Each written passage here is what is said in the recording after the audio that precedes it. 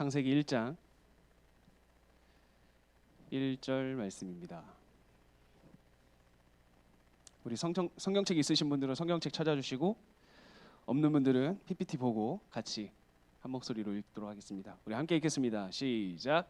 태초에 하나님이 천지를 창조하시니라. 아멘.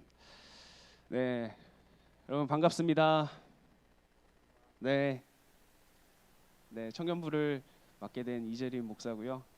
2021년도 첫 번째 예배를 비록 이렇게 이 자리에 다 같이 모여서 드리지 못하지만 영상을 통해서 이렇게 얼굴을 보면서 드리게 돼서 정말 감사합니다. 오늘 첫 번째 말씀을 어떻게 할까 고민을 많이 했는데, 첫 번째 말씀은 아무래도 우리가 복음에 대해서 한번 이야기를 하고 가야 될 것 같아요. 그래서 4주 정도, 3주에서 4주 정도는 복음에 관련돼서 한번 이야기를 쭉 나눠보려고 합니다. 그냥 복음에 대한 설교하지 않고 조금 우리가 생각해 볼 만한 것들을 제가 던져줄 거예요. 여러분들이 성경을 읽을 때 생각할 수 있는 거리를 좀 던져줄 예정이니까 여러분들이 한번 고민해보고, 여러분들 스스로 답이 잘 내려지지 않는 게 있다라면 주변 사람들한테 물어보기도 하고, 그리고 저한테도 물어보시고 하면서 같이 답을 찾아가면 좋겠습니다. 사실 저도 답을 잘 몰라요. 제가 신학을 공부하면 공부할수록, 그리고 하나님의 말씀을 읽으면 읽을수록 느끼는 거지만 이 머리가 자라가면 자라갈수록, 커지면 커질수록 더 이해가 안 되고 더 어려운 게 하나님의 말씀인 것 같습니다. 그럼에도 우리가 같이 서로 고민하면서 토론하면서 여러 가지 하나님께서 우리에게 주시고자 하는 그 메시지에 대해서 조금씩 눈을 떠가는 우리 필로스 청년부가 됐으면 좋겠습니다. 우리 먼저 창세기 1장에 대해서 좀 보려고 하는데요. 창세기 1장의 내용은 우리가 잘 알고 있듯이 하나님께서 창조하시는 내용이 등장합니다. 하나님께서 창조를 하시는 내용이 등장하는데요. 우리가 여기서 좀 생각해 볼 것이 있는데, 하나님께서는 이렇게 지금 세상을 창조하신 내용이 지금 창세기에 이렇게 기록이 되어 있는데, 우리가 꼭 고려하고 넘어가야 될 게 있어요. 그것은 무엇이냐면 이 말씀이 기록될 상황과 이 말씀이 기록될 당시의 문화적 요소입니다. 이게 무슨 말이냐면 여러분들이 기억하고 있겠죠. 기억하고 있을 겁니다. 우리가 지금은 지동설을 믿고 있죠. 여러분, 지동설이 회장님 뭔지 아세요? 뭐죠? 그렇죠. 지구가 움직인다는 거죠. 태양을 중심으로 지구가 움직인다는 게 지동설인데, 처음부터 이 지동설이 인정되진 않았어요. 처음엔 사람들이 어떻게 생각을 했죠? 지구는 가만히 있고 하늘이 움직인다. 그래서 뭐라고 하죠? 천동설이라고 했었죠. 지구는 가만히 있고 다른 모든 것들이 움직인다라는 세상, 그런 가치관 가운데 살다 보니까 우리 성경에도 보면 어떤 내용이 기록되어 있죠? 여호수아서에 보면 그 여호수아가 외칩니다. 태양아 멈춰라라고 이야기를 하죠. 그러면 여기 우리가 잘 생각해 보면 사실 태양은 가만히 있거든요. 태양은 가만히 있고 지구가 움직이는 건데, 여기서는 뭐라고 하는 거예요? 태양아 멈춰라. 그랬더니 태양이 어떻게 돼요? 진짜 멈췄죠. 그러면 뭐가 멈춘 거죠? 지구가 멈춘 거였거든요. 그러니까 지구가 멈춘 거였는데, 이 말씀을 기록할 당시에 사람들의 세계관이랑 가치관은 이 지동설이 있지 않았어요. 그러다 보니까 천동설에 입각해서 이 성경이 기록되었다라는 거죠. 그러니까 제가 드리고 싶은 말은 어떤 말이냐면, 이 성경이 기록될 당시에 상황과 문화와 환경을 우리가 이해하고 성경을 읽어야 우리는 성경에 조금 더 바르게 들어갈 수 있다는 것을 우리 여러분들이 좀 기억을 했으면 좋겠습니다. 그래서 이 창조 이야기를 보면요, 총 7일간 창조가 진행이 돼요. 7일간 창조가 진행되고, 우리가 잘 알고 있듯이 첫째 날에는 빛과 어둠, 둘째 날에는 궁창, 셋째 날에는 땅과 바다, 이런 식으로 창조가 쭉 진행이 되죠. 그리고 난 다음에 마지막 7일째에 안식을 합니다. 그래서 이렇게 7일간 창조를 하는데, 왜 굳이 7일간 창조를 했을까라는 것을 우리는 생각해 볼 필요가 있는 겁니다. 이 7일간 창조를 통해서 하나님께서 우리에게 말해주고자 하는 것, 우리에게 주고자 하는 메시지가 무엇인지를 우리는 분명히 기억을 하고 있어야 돼요. 그것은 무엇이냐면, 이 창세기가 기록될 당시의 이런 문화나 사회적 배경을 살펴보면 이때 당시에 그런 문화가 있었어요. 어떤 문화? 어떤 왕이 즉위하는 그 즉위할 때 그 즉위식의 기간이 보통 7일이었어요.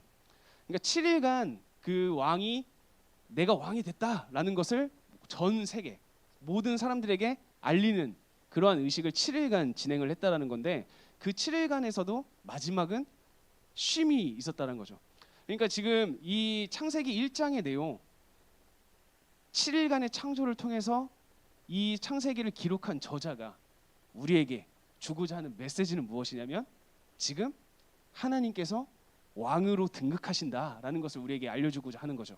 그런데 왕으로 등극을 하시는데 어디의 왕이 중요합니다.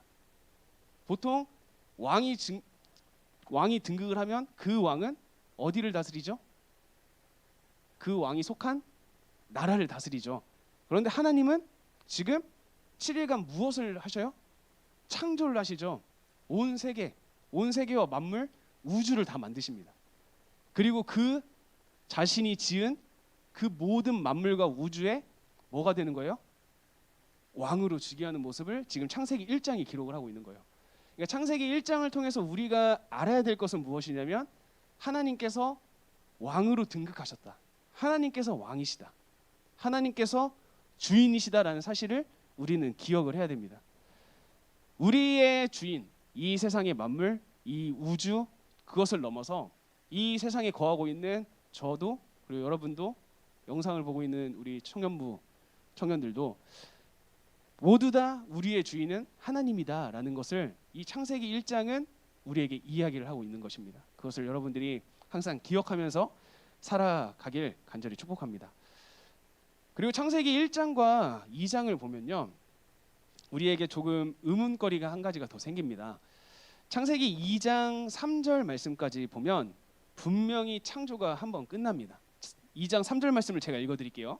2장 3절 말씀에 이렇게 나와 있습니다. 하나님이 그 일곱째 날을 복되게 하사 거룩하게 하셨으니 이는 하나님이 그 창조하시며 만드시던 모든 일을 마치시고 그날에 안식하셨음이니라 라고 기록되어 있습니다.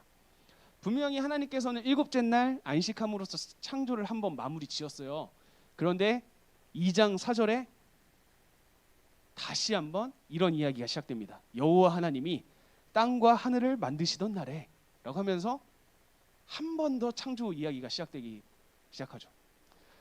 자, 아직 땅에 사람도 없었고 그리고 그냥 안개만 땅에서 올라와 온 지면을 적시고 있는 그 순간에 하나님께서는 사람을 만드셨다. 그런데 여러분 1장에 나와 있는 사람 창조에서는 하나님께서는 어떻게 창조하시죠? 하나님께서 남자와 여자가 있어라 라고 하니까 그냥 남자와 여자가 쫙 있었죠. 그냥 빵 있는 모습으로 1장 창조는 끝나는데 2장에서는 되게 구체적으로 말합니다. 7절 하나님이 땅의 흙으로 사람을 지으시고 그 생기를 코에 불어넣으니까 그 흙이 뭐가 돼요? 생명이 됩니다. 그래서 이러한 사람 창조를 구체적인 모습으로 보여주는 두 번째 창조 이야기가 등장하게 되는 거죠. 그래서 여러분 자세히 보면 이것은 하나의 이야기, 그러니까 한 사람이 기록한 이야기가 아니라 다른 두 사람이 기록한 문서가 서로 합쳐진 겁니다.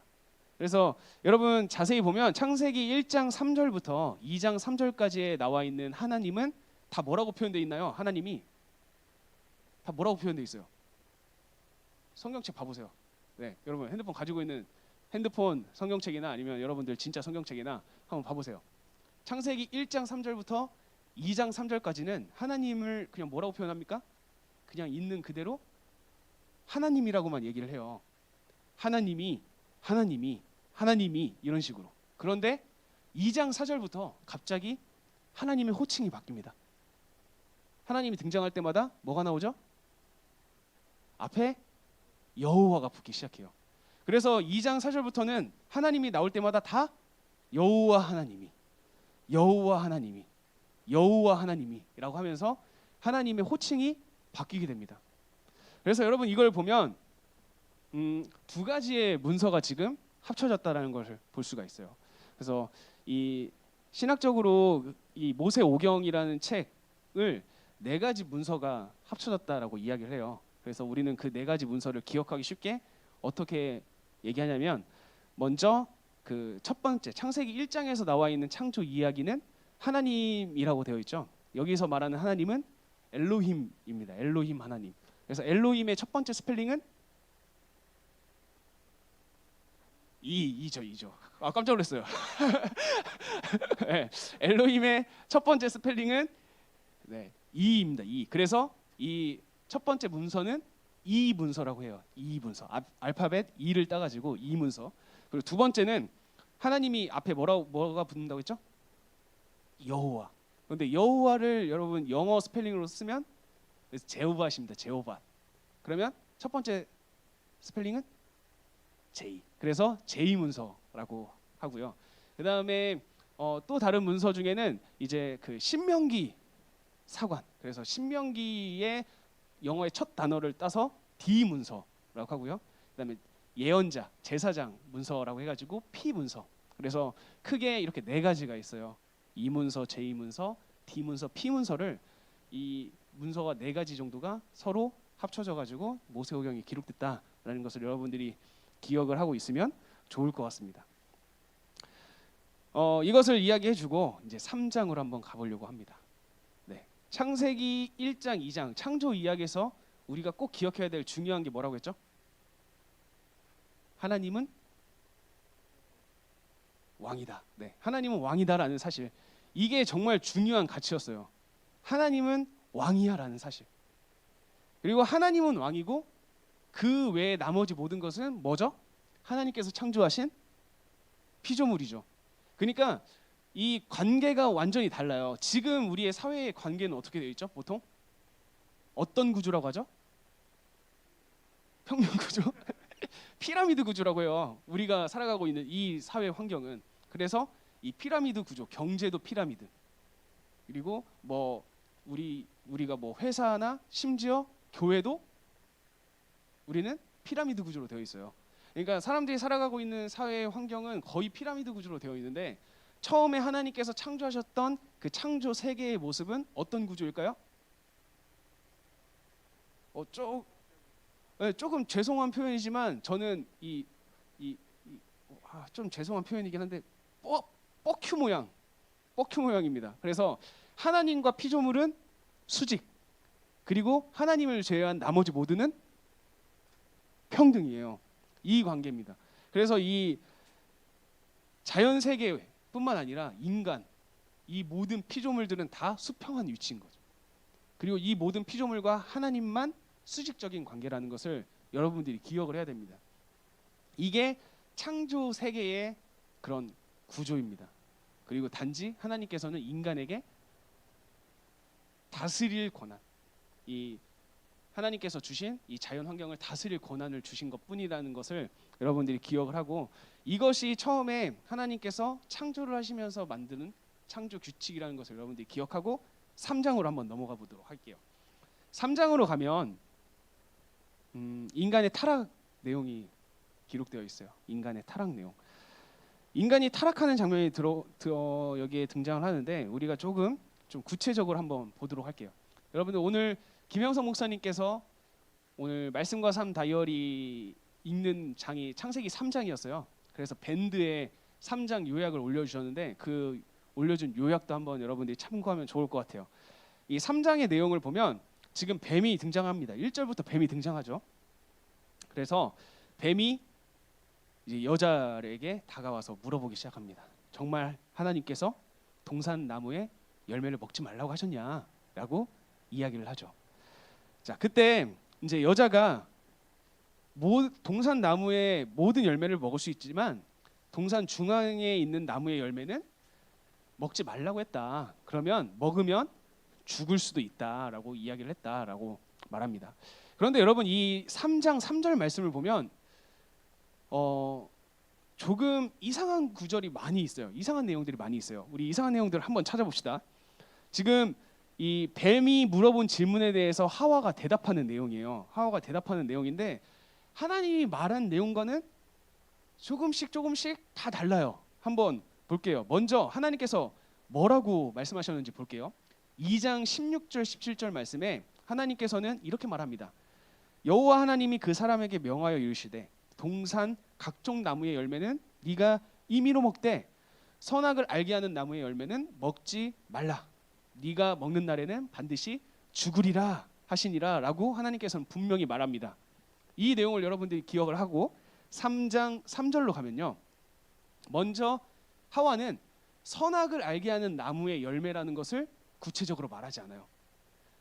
자, 하나님께서는 선악을 알게 하는 나무의 열매는 먹지 말라라고 말씀하셨는데 하와는 뭐라고 말합니까? 동산 중앙에 있는 나무의 열매는 이라고 이야기를 하죠. 동산 중앙에는 두 가지의 나무가 있었습니다. 생명나무와 선악을 알게 하는 나무가 있었는데 지금 뭉뚱거려서 얘기를 하고 있는 거예요. 동산 중앙에 있는 나무의 열매는 하나님이 먹지 말라고 했어 라고 하는데 하와가 뭐라고 하는지 한번 보세요. 하나님의 말씀에 너희는 먹지도 말고 또 뭐래요? 만지지도 말라라고 했다. 여러분 하나님께서 만지지 말라고 했나요? 만지지 말라고는 안 하셨거든요. 네. 하나님께서는 뭐라고 하셨냐면 먹지 말라라고 하셨지 만지지도 말라라고 하시지는 않았어요. 여러분 이것은 인간의 약함을 드러내는 또 하나의 단어입니다. 지금 내가 흔들리고 있다라는 것을 다시 한번 이 단어를 표현해서 이야기를 하고 있는 거죠. 내가 지금 어떤 유혹에 넘어가려고 하고 있어가지고 지금 내 안에 유혹이 찾아왔어. 그런데 내가 이 유혹을 당하지 않고 있음을 더욱더 강하게 나타나기 위해서 하나님께서 말씀하시지도 않은 내용들을 지금 추가해서 부각시키고 있는 거예요. 하나님께서 만지지도 말라고 하셨어. 먹지도 말고 만지지도 말라고 하셨어 라고 하면서 자기가 받고 있는 유혹을 지금 덮으려고 하고 있는 거죠. 그러니까 뱀이 말하죠. 너희가 결코 죽지 않을 거야 라고 이야기를 합니다. 그리고 아주 중요한 말을 하나 합니다. 5절 말씀 같이 읽어보겠습니다. 시작. 너희가 그것을 먹는 날에는 너희 눈이 밝아져 하나님과 같이 되어 선악을 알 줄 하나님이 아심이니라. 자, 여기서 중요한 단어가 나옵니다. 누구와 같이 돼요? 하나님과 같이 될 거야 라는 단어. 지금 뱀이 사람에게 이야기하고 있는 내용이 무엇이냐면 네가 이것을 먹으면 하나님처럼 될 거야 라고 이야기를 합니다. 하나님처럼 우리 인간이 되면 문제가 발생하죠. 어떤 문제가 발생하죠, 여러분? 뭐가 깨지죠? 창조 질서가 깨집니다. 처음에 하나님께서 이 세상을 창조하셨던 그 규칙, 그 질서가 깨지게 되는 거죠. 그런데 그 질서를 하나님께서는 왜 선악을 알게 하는 나무에 담아놨을까요? 선악을 알게 하는 나무는 도대체 뭐길래? 자, 여기서 우리 한번 여기 몇 명 모이진 않았지만 우리 같이 한번 이야기를 한번 해볼까요? 자, 여러분들이 생각하는 선악의 기준은 무엇입니까? 우리 영상을 보고 있는 친구들도 한번 생각해 보실래요? 여러분들 각자 나름대로의 선악의 기준은 무엇입니까?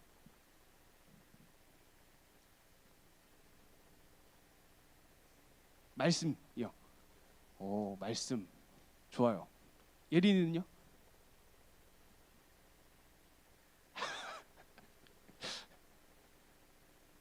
묵비권입니까? 예빈이는?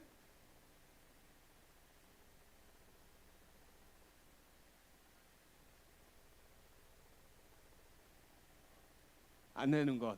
네, 좋아요, 여러분. 우리는 보통 선악이라는 것을 얘기를 하면 뭔가 자신들만의 기준이 있어요. 저만의 기준이 있고 예린이만의 기준이 있을 거고 윤석이만의 기준이 있을 거고 예빈이만의 기준이 있을 거예요. 예를 한번 들어볼게요. 예를 들어서 전쟁은 악한 겁니까 선한 겁니까? 때에 따라 달라요? 어떤 때에는 그러면 전쟁이 선하죠?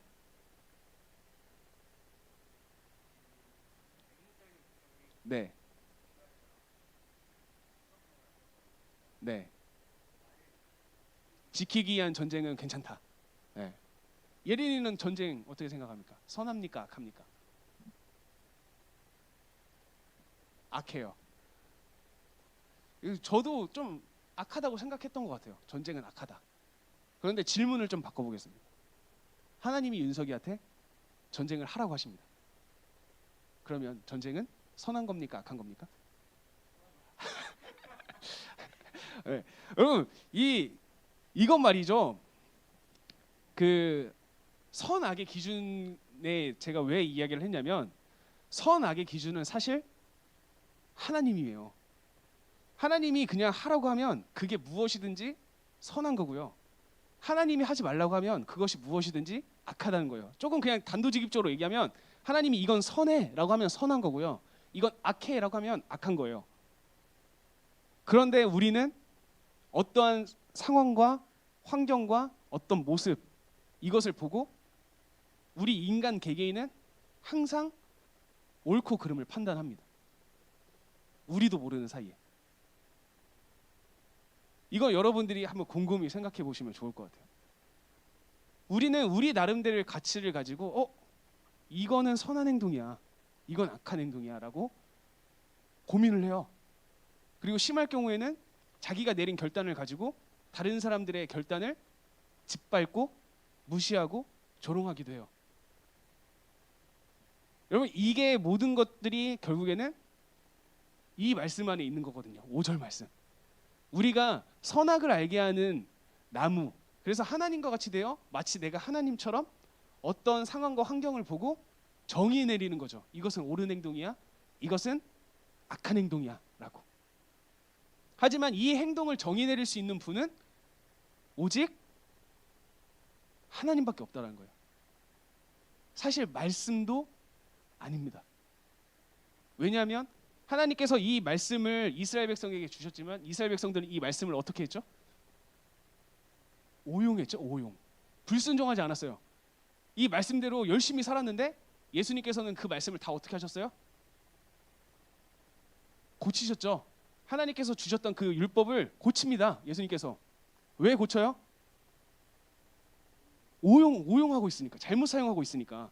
그러니까 이 말씀은 인간이 읽을 수 있도록 글씨라는 이 한계된 자료로 표현되다 보니까 하나님의 선하시고 온전하신 그 뜻이 올바르게 들어가지 않은 거예요. 이 말씀은. 그래서 이 말씀 자체도 사실 하나님의 속마음을 온전하게 표현할 수는 없습니다. 그래서 선악을 온전히 판단하실 수 있는 분은 오직 하나님밖에 없어요. 그런데 그 하나님의 역할을 우리가 뺏는 순간 그것이 결국에는 죄라는 사실을 우리 청년부 친구들이 기억했으면 좋겠습니다. 우리 청년들이 기억하면서 살아갔으면 좋겠어요. 저도 그런 잘못을 너무 많이 하고 살아가요. 제가 이렇게 설교하고 있지만 저도 모르는 사이에 어떤 상황을 딱 보면 저거 뭐지? 저 왜 저러는 거야? 라고 하면서 저 혼자 심판하고 판단하고 정죄하고 있는 모습, 이런 것들이 되게 많거든요. 그런데 이 심판과 정죄는 다 누구의 권한이라는 것을 기억해야 돼요. 하나님의 권한이라는 것을 우리는 기억을 해야 됩니다. 왜냐하면 우리의 생각이나 이런 것들이 올바를 수도 있지만 우리의 생각이나 이런 것들이 올바르지만 우리는 간과하고 있는 게 무엇이냐면 저 사람이 처한 상황을 우리가 100% 알 수가 없다는 거죠. 저 사람의 지금 보이는 행동은 분명히 잘못된 행동인데 그 사람이 왜 그 행동을 할 수밖에 없었는지에 대한 배경이나 이런 것들을 우리가 100% 알 수 없기에 이 사람의 어떤 행동이나 아니면 어떤 상황이나 어떤 모습들을 보고 우리가 섣부르게 정죄를 할 수는 없다는 겁니다. 이거를 우리 청년들이 항상 기억하면서 살아갔으면 좋겠어요. 그래서 심판은 하나님 앞에 맡겨두고 선과 악을 구별하는 것은 하나님께 맡기고 우리는 우리가 피조물이라는 사실을 인정하고 기억하면서 겸허하게 우리의 있는 모습 그대로 나아가면 좋겠습니다. 네. 여기서 한 가지만 더 이야기를 해보고 오늘 이야기를 좀 마무리해 보려고 하는데요. 선악과를 이야기를 하면서 항상 등장하는 게 있어요. 등장하는 질문거리가 있죠. 왜 하나님께서는 선악과를 만드셨을까? 네. 여러분 많이 고민해 보셨을 거예요. 저도 진짜 많이 고민했습니다. 왜 하나님께서는 선악과를 굳이 만들면서 왜 인간에게 이러한 어려움, 이러한 인간이 잘못된 길로 빠질 것을 하나님께서는 허락하셨을까라는 것. 네. 여기에 여러분들에게 의견을 한번 묻고 싶어요. 하나님께서는 전지하십니다. 그렇죠, 여러분? 모든 것 아시죠? 그리고 하나님께서는 전능하셔요. 전능은 뭐죠? 모든 게 가능하신 분이야. 하나님께서는 전지하시고 전능하시는 분인데 그 하나님께서 선악과를 만드셨을 때 과연 인간이 이 선악과를 먹을 것을 알았을까요? 몰랐을까요? 에? 알고 계셨다. 근데 저는 여기서 조심스럽게, 진짜 조심스럽게 하나님은 모르실 것 같다라는 의견을 주고 싶습니다. 전지전능하신 하나님께서 과연 선악과를 인간이 먹을 것을 몰랐다고 한다면 여러분들이 느끼기에는 어떨까요? 하나님이 전지전능하신 분이 아니게 될까요? 네, 저는 그런 생각을 해봤어요. 왜 제가 이런 생각을 해봤냐면 성경에 그런 일들이 많이 있습니다. 먼저 첫 번째, 아브라함과 이삭의 이야기 아세요, 여러분? 하나님께서 아브라함에게 독자 이삭을 바치라고 하죠. 그런데 이 바치라고 하는 것은 하나님께서 뭐 하려고 바치라고 했을까요? 테스트, 시험이었어요. 그런데 시험을 딱 아브라함에게 했는데 아브라함이 테스트에 응했죠. 그래서 이삭을 데리고 제사를 바치러 갑니다. 자, 같이 이 이삭을 죽이려고 가는 거죠. 그렇다면 제 생각에는 만약에 하나님께서 모든 것을 아신다라는 분이고 테스트를 위한 목적이라면 이미 아브라함의 속마음을 알지 않을까요? 아브라함이 어떠한 마음으로 이삭을 데리고 가는지 알지 않을까요? 그래서 이 마음을 알면 어떻게 하면 돼요? 테스트 끝! 통과하면 되잖아요. 근데 끝까지 데리고 갑니다. 하나님께서는 놔둬요. 칼을 들어요. 칼을 들고 죽이려고 하는 그 순간에 하나님께서 어떻게 하셔요? 등장하시죠. 그리고 하나님께서 이렇게 말씀하십니다. 이제야 네가 나를 사랑하는 줄 알겠다라고 이야기를 하죠. 여기서 중요한 단어가 뭐예요? 이제야예요. 이제야. 아브라함이 이삭을 죽이려고 하는 그 순간에서야 하나님께서도 안다라는 거예요. 이제야 네가 나를 이만큼 사랑하는 줄 내가 알 것 같아 라는 내용. 이게 첫 번째고요. 두 번째, 사울과 다윗 이야기로 한번 가봅시다. 사울과 다윗. 하나님께서는 사울을 처음에 왕을 세워요. 처음에 사울의 모습은 굉장히 좋았습니다. 하나님께서 원하시는 모습. 그리고 뭐 자기 겸손했고요. 자기를 낮췄고 하나님을 의지했던 사람이 바로 사울이었죠. 그런데 그 사울이 나중에 어떻게 하죠? 하나님을 떠납니다. 그때 하나님께서 뭐라고 하시죠? 내가 사울을 왕으로 세운 것을 뭐 한다? 후회한다. 자, 전지하시고 전능하시는 하나님의 입에서 나온 단어가 어떤 단어예요? 무슨 단어? 후회. 자, 그러면 하나님께서는 왜 후회를 하셨을까? 라는 것을 한번 생각해 볼 필요가 있다는 것. 여러분 한번 생각해 보세요. 자, 세 번째, 가룟 유다. 자, 가룟 유다가 예수님을 어떻게 하시죠? 어떻게 하죠? 팔아 넘기죠. 그랬을 때 예수님이 가룟 유다에게 뭐라고 하시죠? 차라리 너는 태어나지 않았으면 좋았을 뻔했다라고 예수님께서 말씀하십니다. 만약에 가룟 유다가 예수님을 팔 걸 알았더라면 하나님께서는 어떻게 하셨으면 돼요? 그냥 아예 안 태어나게 하시면 되잖아요. 왜 굳이 태어나게 하신 다음에 너는 차라리 안 태어났는 게 더 나을 뻔했다라고 말씀하셨을까? 지금 제가 크게 이렇게 세 가지를 이야기를 했었는데 이러한 세 가지의 모습을 봤을 때 제가 생각하는 하나님은 인간의 자유의지에 관한 부분에 있어서는 모르시는 분 같아요. 이것은 하나님께서 전지하시지 않고 전능하시지 않다라는 이야기가 아니라 오히려 하나님께서 전지하고 전능하시기 때문에 인간에게 완벽한 100%의 자유의지를 주기 위해서 내가 인간의 자유의지에 관한 부분은 내가 가지고 있는 전능으로 알지 않겠다라는 방법을 사용하시는 게 아닐까를 저는 고민해봤습니다. 이 정답은 아니고요. 네, 그래서 여러분도 한번 고민해보시라고. 그래서 이렇게 제가 생각을 해보니까 성경에 여러 가지 제가 궁금했던 것들이 좀 풀려 나가는 것 같더라고요. 아, 하나님께서 인간에게 올바른 자유의지를 주기 위해서 선악과를 만드셨구나 라는 생각이 먼저 들었습니다.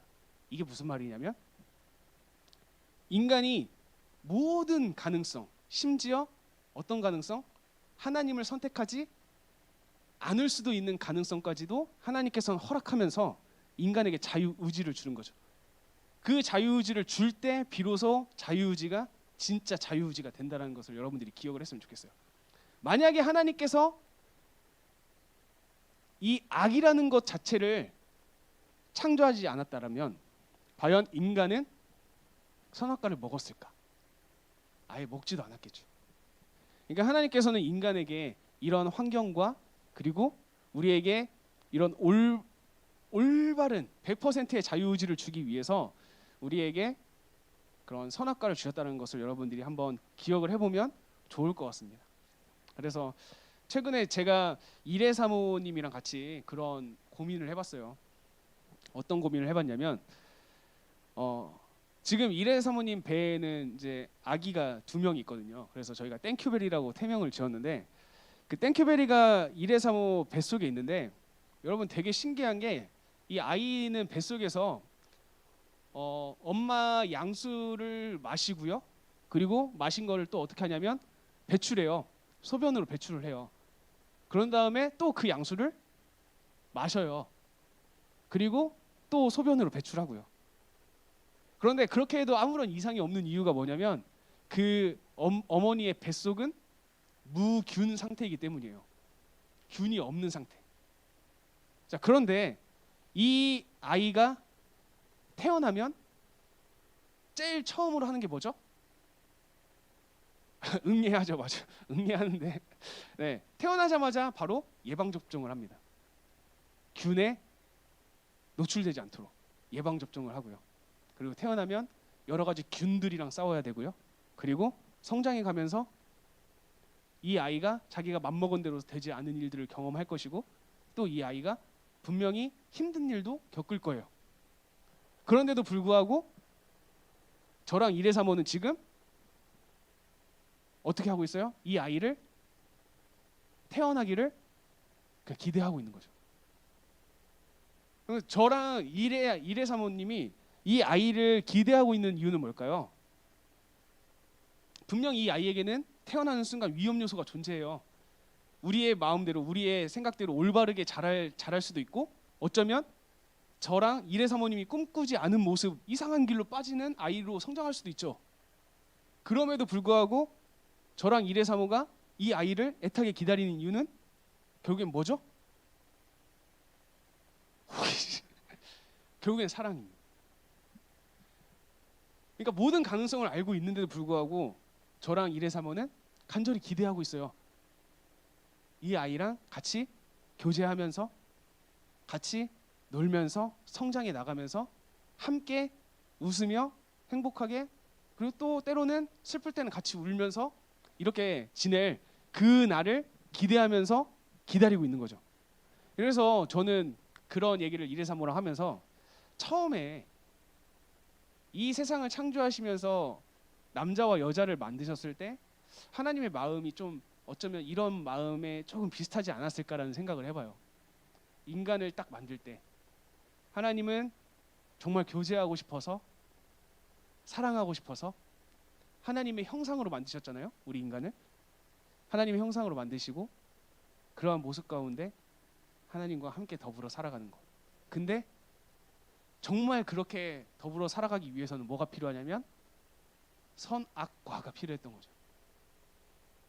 하나님을 선택하지 않을 수도 있는 가능성과 하나님을 선택할 수 있는 가능성을 둘 다 열어야만 하나님과 온전한 교제가 된다는 사실을 하나님은 기억하고 있었을 거예요. 그래서 선악과를 만들고 인간에게 자유의지를 주고 그 자유의지에 관해서는 내가 알지 않을게 라고 하시지 않았을까라는 것을 고민해 봅니다. 그래서 우리 친구들이, 우리 청년들이 한번 이러한 내용들에 대해서 묵상을 해보면 좋을 것 같습니다. 그래서 오늘은 우리가 우리의 주인이시고 왕 되신 분이 하나님이시라는 것을 여러분들이 기억했으면 좋겠고, 그래서 여러분들의 세상 가운데 정말 하나님이 주인 되시는 모습으로 살아가는 우리 필로스 청년들이 됐으면 좋겠습니다. 그래서 이 아담과 하와가 넘어졌던 하나님처럼 되고자 하는 그 마음을 내려놓고 하나님처럼 되고자 하는 마음이 아니라 우리는 피조물입니다라는 마음, 하나님이 나의 주인입니다라는 마음을 가지고 매 순간순간 살아가는 우리 필로스 청년부 모든 친구들이 됐으면 좋겠습니다.